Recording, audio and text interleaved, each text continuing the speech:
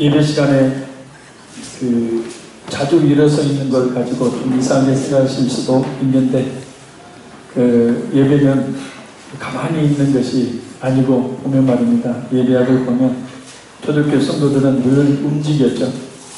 그래서 하나님께 찬양대가 찬양을 드려도 찬양 잘하는가 보다, 찬양대는 찬양하고 나는 다른 생각하고, 그게 아니고 그 찬양대는 그 찬양을 인도하는 이 그룹이기 때문에 같이 찬양을 사실은 하는 겁니다. 그래서 찬양대회가 찬양을 할 때 찬양대를 쳐다보고 같이 따라서 찬양을 하고, 그래서 하나님께 영광이 되기를 간절히 소원합니다. 믿음으로 산다는 것, 이런 말씀의 제목으로 이 시간 은혜를 나누기 원합니다. 믿음으로 산다라는 것은 과연 어떻게 사는 것을 말하는 걸까요? 믿음으로 산다. 과연 어떻게 사는 것이 믿음으로 사는 것일까? 먼저 믿음에 대해서 우리가 잘 알고 있는 히브리서 11장 1절에서 2절을 보면 믿음의 정의를 이렇게 내리죠. 믿음은 바라는 것들의 실상이요 보이지 않는 것들의 증거니 선진들이 이로써 증거를 얻었느니라. 믿음은 마음에 되기를 바라는 어떤 실제의 내용이나 상태를 말합니다. 믿음은 눈에 보이지 않지만 실제 존재하는 어떤 것을 증명하는 근거를 말합니다.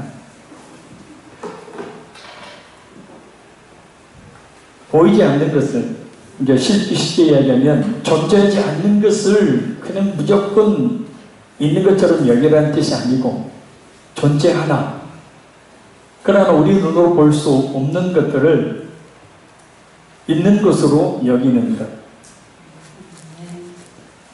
그것이 곧 믿음이죠.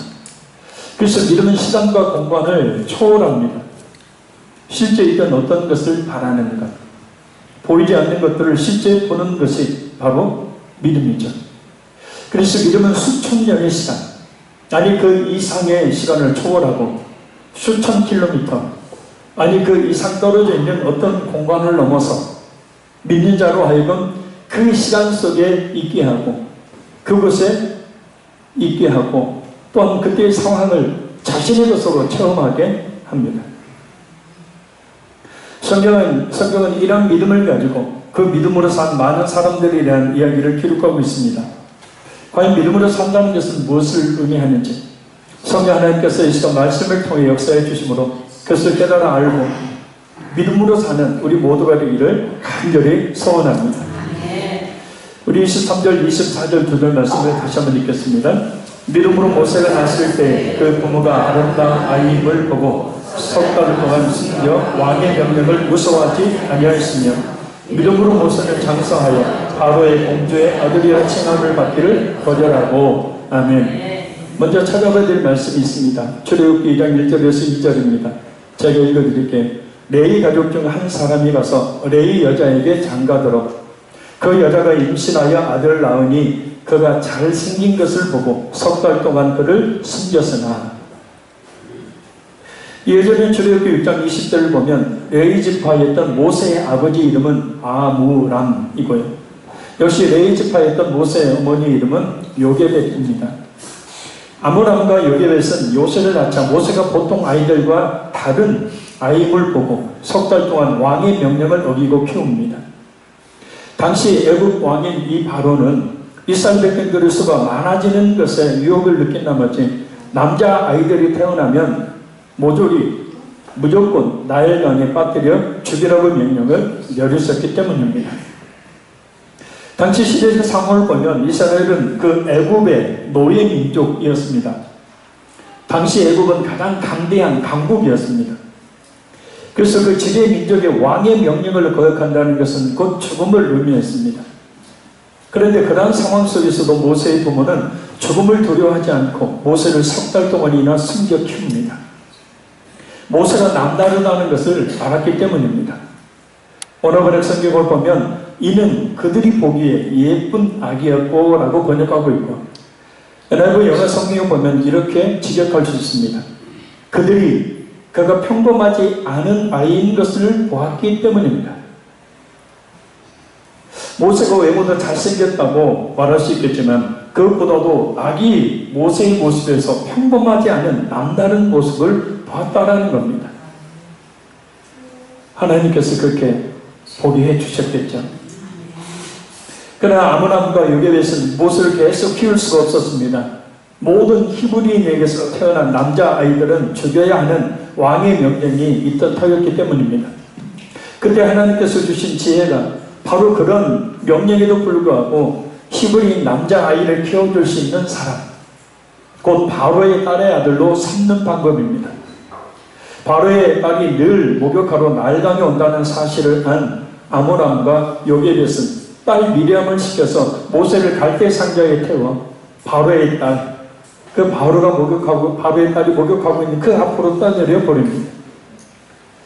목욕하던 중 떠내려오는 갈대 상자 속에서 모세를 발견한 바로의 딸은 히브리 사람의 아기이지만 자신의 양자로 키우게 됩니다.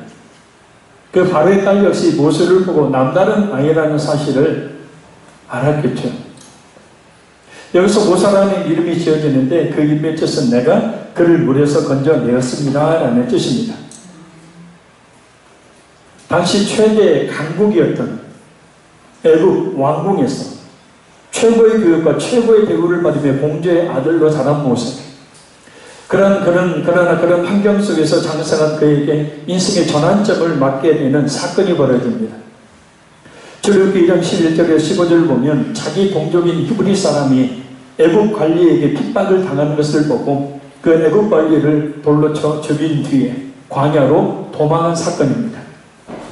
바로 그때 그 광야에서 하나님을 만납니다. 그런데 하나님을 만나자마자 이스라엘 백성들을 이끌고 갈 지도자로 헌신한 것 같지만 헌신하지 않습니다. 출애굽기 3장 11절, 4장 1절 등을 보면 처음엔 그 사명을 거부합니다. 그러나 모세는 결국 하나님께 주신 사명에 순종해서 이스라엘을 출애굽시킬 지도자로 헌신하게 됩니다. 왜냐하면 어렸을 때 공주의 집에 유모로 들어가서 젖을 먹여주었던 어머니에게 양육을 받았던 관계로 이스라엘 민족이라는 의식과 어울려서 하나님에 대한 신앙이 잠재해 있었기 때문입니다. 바로 그런 신앙의 교육과 하나님을 만난 체험은 모세로 하여금 왕손의 화려한 지위를 포기하도록 이끌어줍니다. 그것에 대해서 오늘 본문의 히브리서 기자는 애굽의 바로의 왕보다 비교할 수 없는 능력의 하나님을 믿는 믿음이 있었기 때문이라고 해석합니다.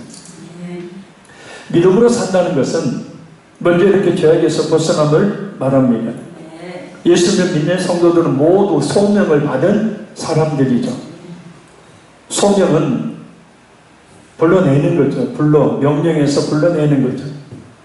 바로 이 죄악된 세상에서 부름을 받아 예수 그리스도를 믿는 사람들을 성도라고 말하기 때문입니다. 그래서 목사보다 장로보다 더 영광스러운 호칭이 뭐냐면 성도입니다. 할렐루야. 이제 교회에 들어온 사람, 예수 믿음이 얼마 안 된 사람, 직분이 없는 사람을 성도라고 부르는데 전혀 옳지 않는 말이죠. 성도. 바로 죄악된 세상에서 부름을 받아 예수 그리스도를 믿는 사람. 예수를 온전히 믿기 위해서는 그리고 세상의 화려함을 지루해야 합니다. 세상을 등지지 않는 한은 참된 믿음을 갖기가 어렵습니다. 그렇다고 세상을 버리고 오직 신앙생활을 하라는 것이 아닙니다. 세상 속에 살 때 분명한 삶의 목적을 하나님께 둬야 함을 이야기합니다. 그것이 바로 믿음으로 사는 겁니다. 우리 청년대학부 아이들이 내년 3월 인도에 있는 유스캠프에 참석하기 위해서 지금 영어 공부를 하고 있습니다. 사형리. 그것을 달달달 외워서 또 영어 공부를 시켜서 여러분 아시겠지만 우리 교회가 가는 선교는 여행이 아니라 말 그대로 가서 선교하고 오는 거죠.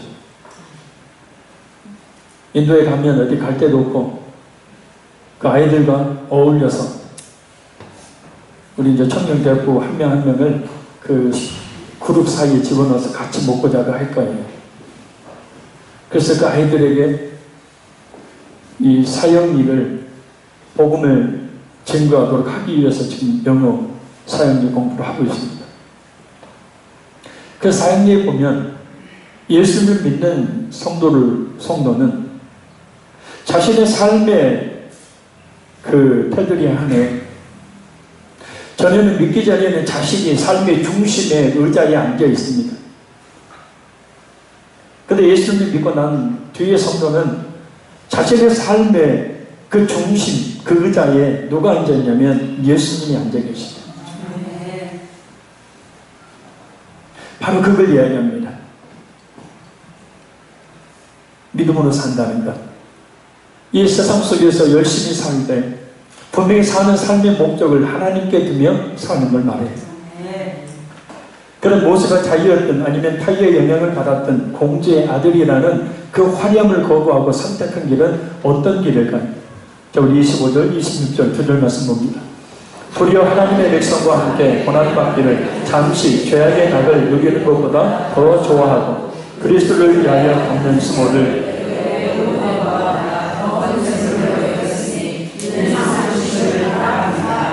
아멘. 이 25절을 원어번역 성경을 보면 이렇게 번역합니다. 잠시 죄의 기쁨을 누리기보다 오히려 하나님의 백성과 함께 고난 겪기를 택하였습니다. 모세는 애굽의 궁전에서 그 화려하고 즐거운 삶을 사는 것보다 이스라엘 백성들과 함께 고난받기를 선택했습니다. 애굽의 삶을 잠시 죄악의 낙, 죄의 기쁨이라고 표현한 것은 애굽 사람들의 삶 자체가, 특히 애굽의 왕궁의 삶 자체가 온갖 우상숭배와 육체적인 정욕에 따르는 삶이었기 때문입니다. 10가지 재앙을 통하여 심판하신 그 모든 것들이 그 애굽에서 섬겼던 우상들이죠. 그래서 하나님께서는 출애굽을 할 때 그 애굽의 우상들을 대표적인 10가지 우상을 깨 부서뜨림을 통하여서 하나님이 어떤 분인지를 나타내 보여주신 거죠. 하나님이 없는 세상의 삶이란 아무리 그것이 기쁘고 즐거운 삶이라 하더라도 죄의 기쁨에 불과한 겁니다.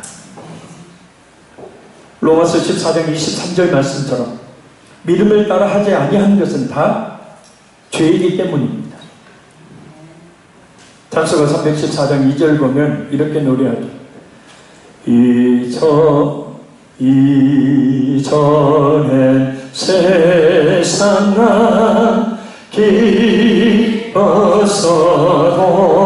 기뻐서도 지금 내 기쁨은 오직 예수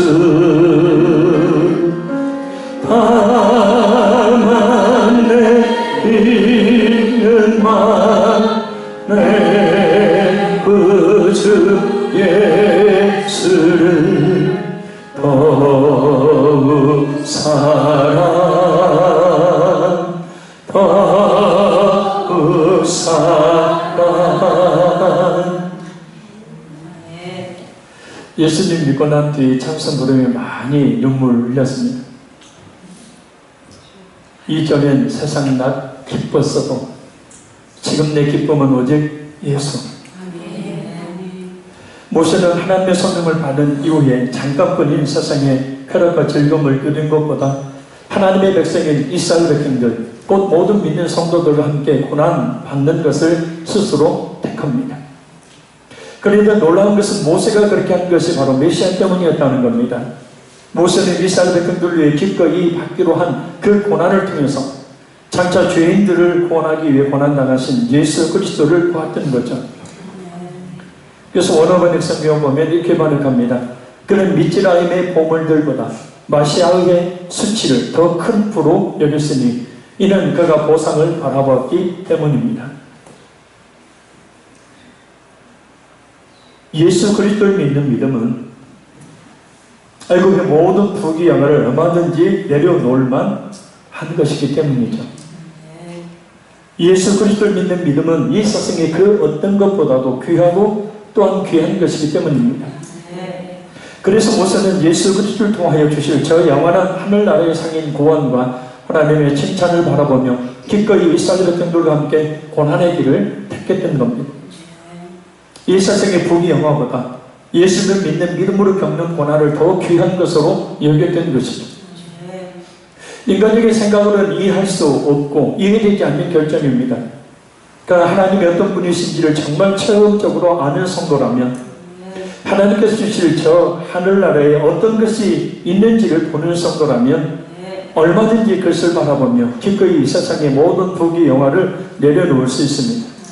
왜냐하면 우리 예수님은 그러한 것들과는 비교할 수 없는 영원하시고 거룩하신 하나님, 특히 우리 자신을 구원해 주신 구원자이시기 때문입니다. 믿음으로 산다는 것이 무엇일까요? 바로 예수 그리스도를 바라보는 것, 세상의 모든 부귀 영화보다 예수 그리스도를 더욱 귀하게 여기는 것, 그 삶의 목적을 예수님께 두는 것, 그것이 바로 믿음으로 사는 겁니다. 우리 그와 같은 믿음을 우리 찬송 한 곡 부르면서 우리 고백해 보도록 합니다.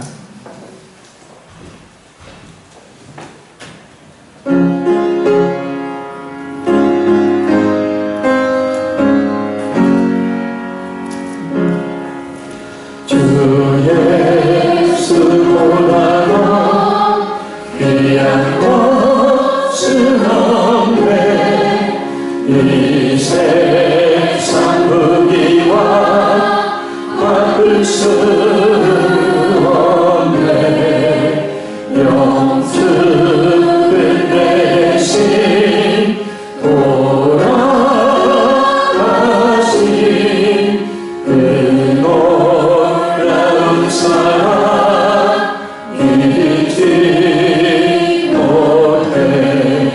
세상 즐거움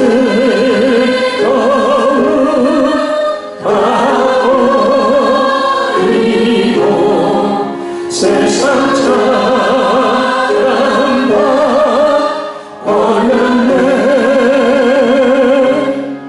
주 예수보다 더 귀한 것은 없네. 예수 밖에는 없네. 주 예수보다 더 귀한 것은 없네. 이 세상 영예와 바꿀 수 없네. 이 손에 즐기고 세상 일로 주 사랑만 내지 못해. 세상 즐거움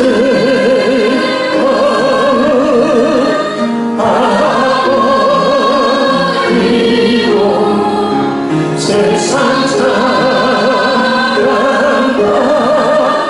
버렸네. 주 예수보다도 귀한 것은 없네. 예수 밖에는 없네. 주 예수보다 더 귀한 것은 없네. 이 세상 행복과 바꿀 수 없네. 육복과 빛나기 몰려와도 주 섬기는 내가 영치 않아. 세상 즐거움 바꿔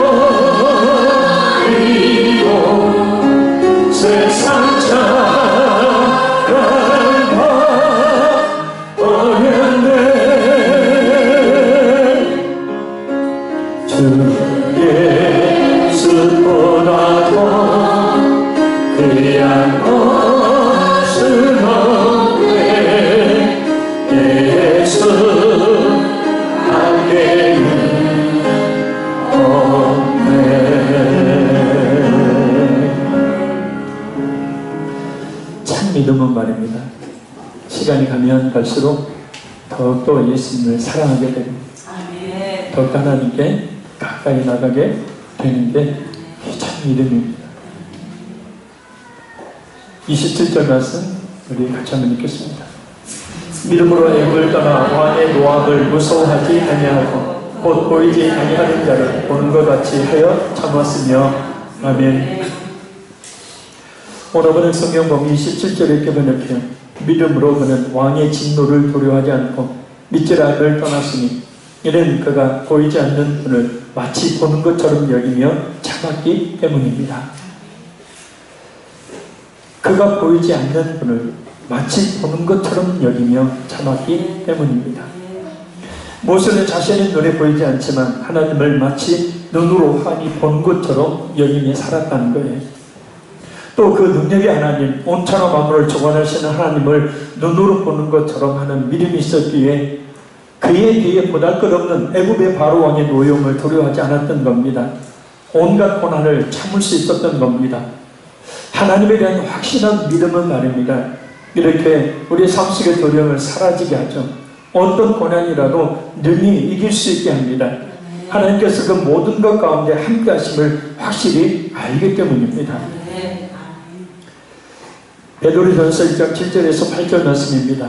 너희의 믿음의 확실함은 불로 연단하여도 없어질 금보다 더하여 예수 그리스도께서 나타나실 때 칭찬과 영광과 존귀를 얻게 할 것입니다. 예수를 너희가 보지 못하였으나 사랑하는도다. 이제도 보지 못하나 믿고 말할 수 없는 영광스러운 즐거움으로 기뻐하니 너희의 믿음의 확실함은 불로 연단하여도 없어질 금보다 더하여. 그러니까 하나님께서 확실한 믿음을 주시기 위해서 불같은 연단들을, 고난들을 성도들에게 주시죠. 고난이 없는 성도란 사실 좀 믿음을 의심해 봐야 합니다. 왜 하나님께서는 인간이라는 존재 자체가 그런 고난을 통하지 않고는 하나님을 찾지 않는 존재임을 너무나 잘 아시기 때문에 그런 고난의 문제를 주셔서 그 고난을 통하여 불로 연단하는 그 고난을 통해 너희의 믿음에 확실한 믿음을 주신다라는 거예요. 할렐루야. 그래서 예수를 너희가 보지 못하였으나 사랑하는도다. 바로 이것입니다. 그런 불같은 연단을 통하여 그런 믿음의 연단을 받는 성도들은 어떤 반응을 보이냐면 예수를 보지 못하였으나 사랑하고 이제도 보지 못하나 믿고 말할 수 없는 영광스러운 즐거움으로 기뻐한다. 그러니까 그 고난의 불같은 고난을 통해서 뭘 보게 하시냐면 예수님을 보게 하시는 거죠. 그 불같은 연단이 고난이 있으면 있을수록 더욱더 확실히 뚜렷하게 보이는 것이 누구냐면 바로 예수님이시라는 거예요. 그래서 육신의 눈으로 그 예수님을 보지 못하지만 그런 불같은 연단을 받은 그런 성도들은 보지 못하나 그 예수님을 사랑하고 보지 못하나 그 예수님으로 말미암아 기뻐하고 즐거워하는 그런 삶을 살게 된다는 거예요. 왜냐하면 그 십자가의 죽으심과 부활하심을 통해 자신의 모든 죄를 사해 주셨음을, 그리고 영원의 생명을 주셨음을 확실히 알기 때문이고 그 예수님께서 성령으로 함께 하신다는 사실을 확실히 알기 때문입니다. 갈라디아 3장 1절 말씀입니다. 어리석도다 갈라디아 사람들아, 예수 그리스도께서 십자가에 못 박힌 것이 너희 눈앞에 밝히 보이거늘 누가 너희를 깨더냐. 바울사도가 거짓 교사들이 미혹에 흔들리는 갈라디아 교인들을 향해서 이 말을 했을 때가 언제냐면 갈라디아서가 기록된 연대에 대한 여러 주장들이 있지만 예수님께서 십자가에 죽으시고 부활하여 승천하신 지 최소 15년 이상이 지난 시점입니다. 다른 데 보지 마시고. 그런데도 불구하고 바울사도는 갈라디아 교인들에게 마치 예수님의 십자가가 그들 눈앞에 있는 것처럼 묘사합니다. 바로 믿음으로 보면, 믿음의 눈으로 보면 십자가에 못 박히신 예수님이 실상이 되기 때문입니다. 우리가 가지고 있는 예수 그리스도를 믿는 믿음이란 히브리서 11장 1절 2절 말씀처럼 실상이 되는 예수 그리스도를 보는 겁니다. 믿음은 곧 실상이기 때문이에요. 할렐루야. 그래서 예수를 믿는 믿음이 있다면 그 예수 그리스도는 그 믿는 사람에게 뭐가 돼요? 실상이 된다는 거예요. 실상에는 사진을 찾아본 실제의 상태나 내용을 말합니다. 예수님의 십자가의 죽으심과 부활이 믿는 성도에게 실제가 되는 거죠. 그래서 로마서 6장 5절에서 9절 말씀을 보면 바울 사도는 예수님의 십자가의 죽으심을 믿는 성도는 그 예수님께서 십자가에 죽으셨을 때 같이 못 박혔다고 이야기합니다. 만일 우리가 그의 죽으심과 같은 모양으로 연합한 자가 되었으면 또한 그의 부활과 같은 모양으로 연합한 자도 되리라. 우리가 알거니와 우리 옛사람이 예수와 함께 십자가에 못 박힌 것은 죄의 몸이 죽어 다시는 우리가 죄에게 종노릇하지 아니하려 하느니 이는 죽은 자가 죄에서 벗어나 의롭다 하심을 얻었습니다.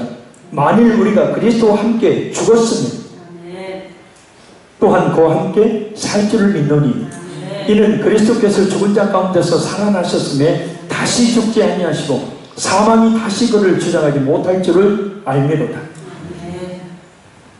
우리 눈으로 보이지 아니하는 분이시니 하나님을 보는 것처럼 여기며 사는 것이 믿음으로 사는 겁니다.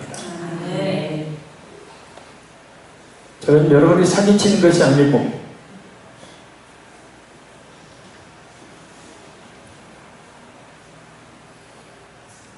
그런 믿음으로 살 때 하나님은 자신에게 점점 더 크신 분이 되고 그 앞에 있는 자신은 정말 작은 존재, 분할 것 없는 존재, 특별보다 못한 존재가 됩니다. 그런 영적 깨달음은 겸손하게 하나님의 말씀에 순종하는 삶으로 이어지게 되죠. 하나님 앞에서 사는 삶을 살게 만드는 겁니다. 근데 하나님이 나보다 더 크신 분이 아니라 내가 하나님보다 더 크죠. 하나님께서는 우리 육신의 눈으로 볼 수 없는 분이시지만 지금도 살아계신 하나님, 지금 이 자리에도 성령으로 임재해 계신 분이십니다. 그 하나님을 보는 것처럼 여긴다면 그 하나님이 지금 내 곁에 나를 이 공기가 감싸고 있듯이 나와 함께 하신다는 사실을 믿는다면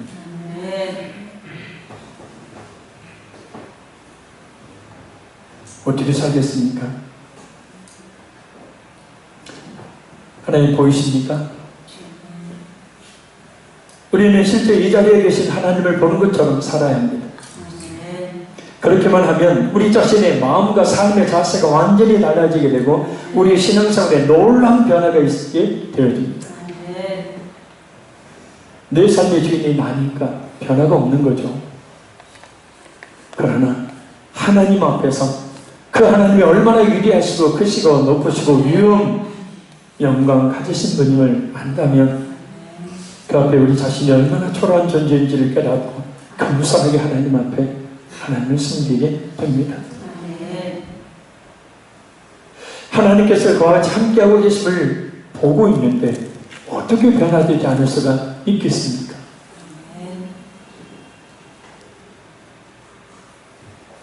자, 우리 마지막 28절에서 29절 말씀 우리 같이 읽겠습니다. 믿음으로 유월절과 피 뿌리는 예식을 정하였으니 이는 장절을 면하는 자로 그들을 건드리지 않게 하려 한 것이며 믿음으로 그들은 홍해를 육지같이 건넜으나 애국 사람들은 이것을 시험하다가 빠져 죽었으며. 아멘. 출애굽기 12장을 보면 하나님께서 이스라엘을 출애굽시키기 위해서 하신 10가지 재앙 중에 마지막 재앙이 장자의 재앙이죠. 성경 안 봐도 제가 지금 설명하고 있으니까 제발 자료를 좀 보세요. 고기 숙이고 있으면 설교 잘 안 들어. 예, 저는 말로만 이야기하는 게 아니라 표정으로 막 제스처로 이야기를 하잖아요. 모든 말하는 사람들이 그렇잖아요.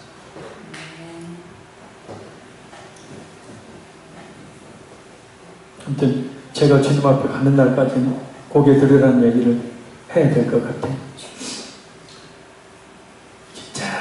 진짜 변화되기 힘들어요. 작은 것 하나 바꾸기가 진짜 어렵습니다. 왜 그런지 아세요? 습관이 되었기 때문에 습관.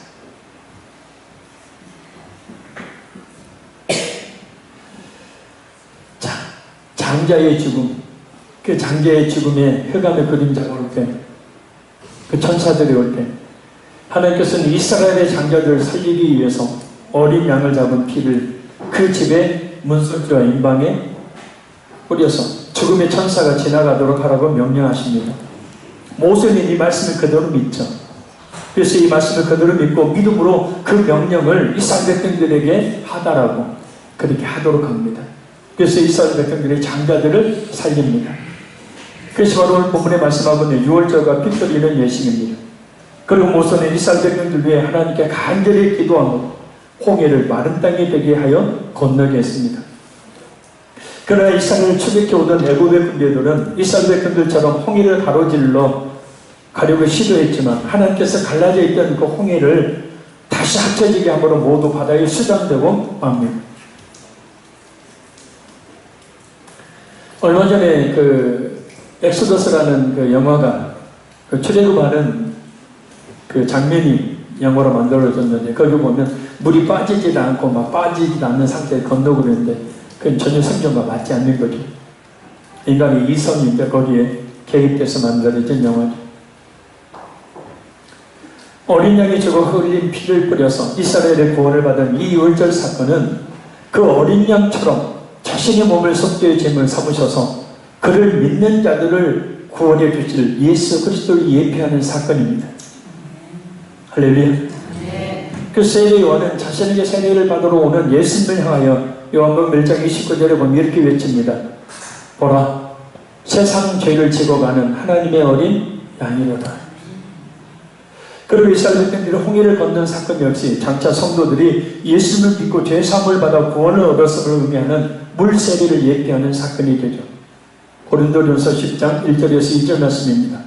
형제들아, 나는 너희가 알지 못하기를 원하지 아니하노니 우리 조상들이 다 구름 아래에 있고 바다 가운데로 지나며 모세에게 속하여 다 구름과 바다에서 세례를 받고 아멘. 그래서 오늘 보면 28절에서 29절 말씀은 결국 믿음이 곧 예수 그리스도를 믿는 믿음만이 우리 자신을 구원해 줌을 말씀합니다. 출애굽 때 어린 양의 피를 그 문설주와 임방에 발랐던 이스라엘 백성들이 죽지 않고 살았던 것처럼 예수 그리스도를 믿어 그 피를 마음의 뿌림을 받은 성도만이 모든 죄를 사함받음을 이야기합니다. 히브리서 9장 22절 말씀입니다. 율법을 따라 거의 모든 물건이 피로서 정결하게 되나니 피 흘림이 없은즉 사함이 없느니라. 속죄의 제물로 십자가에 죽으시기 위해 어린 양으로 오신 예수 그리스도를 믿으면 그 십자가의 피로 자신의 모든 과거 현재 미래의 죄를 깨끗하게 씻음받고 영원한 생명을 얻습니다. 바로 이 사실을 믿어야 되고 그것을 믿는 믿음으로 사는 것, 그것이 하나님께서 원하시는 삶입니다. 할렐루야. 결론적으로 말씀드립니다. 믿음으로 산다는 것은 이 세상의 덕의 영화 그리고 이 세상의 즐거움과 쾌락보다 하나님을 먼저 그리고 하나님을 먼저 더 사랑하는 것입니다. 또한 그런 것들보다 예수 그리스도를 믿는 믿음 때문에 당하는 고난을 더 기뻐하는 겁니다. 이 세상의 덕의 영화만 쫓는다면 그것들은 결국 영원한 멸망을 가져다 주지만 예수를 쫓는다면 참된 영적 기쁨과 즐거움은 물론 영원한 하늘나라에 이르게 하기 때문입니다. 그러니 하나님이 눈에 보이지 않는다고 있거나 외면하지 말고 하나님을 눈으로 보는 것처럼 여기며 살아야 합니다. 그런 믿음을 가지고 설 때 하나님은 우리 자신에게 점점 더 크신 분이 되시고 그 앞에 있는 우리 자신의 존재의 의미가 어떤 것인지를 깨달아 알고 그런 깨달음은 겸손하게 하나님의 말씀에 순종하는 삶으로 우리 자신의 마음과 삶 그리고 무엇보다 신앙사원의 놀라운 변화의 역사가 일어나도록 하는 그런 능력이 됩니다. 무엇보다 믿음으로 산다는 것은 속죄의 제물로 오신 예수 그리스도를 믿음에 사는 것을 말합니다. 그 십자가의 보혈로 우리 자신의 과거 현재 미래의 모든 죄를 깨끗하게 씻음받고 영원한 생명을 얻는 삶이 바로 믿음으로 사는 겁니다. 이 시간 우리 한번 간절히 말씀 붙들고 기도하기 원합니다. 이 세상의 법영과